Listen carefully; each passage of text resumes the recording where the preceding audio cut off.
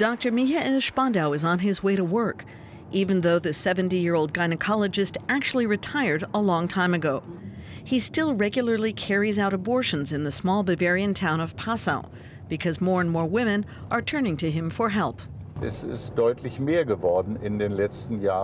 the last few years, I've had many more requests, because 2 colleagues who still had permission stopped carrying out these operations. One passed away, the other one stopped due to old age, and now I am, as far as I know, the only one who still carries out these terminations. So Michael Spandau does what other doctors in other places don't want to do. He uses a rented operating room. He asked us not to film the building or show where it's located. His patients don't want to be filmed either. Pregnancy terminations are always seen as something seedy, something that people don't like to talk about. And they're also something that politicians can't use to win votes.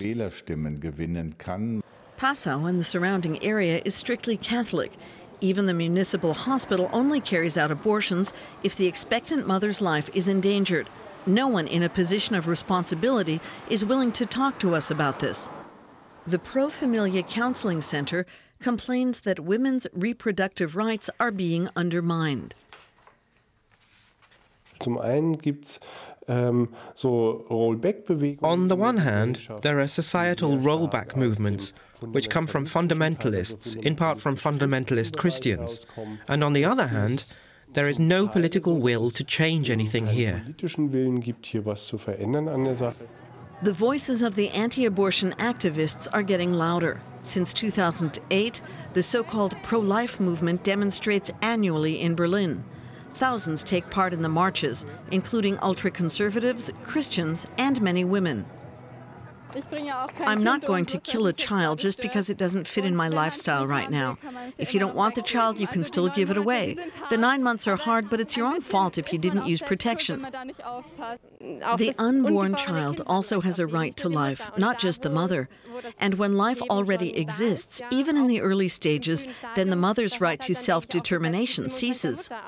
In principle, Spandau agrees it's ethical to protect unborn life, but as a doctor, he must also consider the well-being of the mother.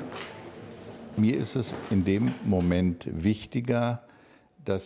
that situation, it's more important to me to help the mother, so that she doesn't have to go to a backstreet abortionist, as they had to when illegal abortions were performed in backyards, with unsterile knitting needles or soap solutions and the like.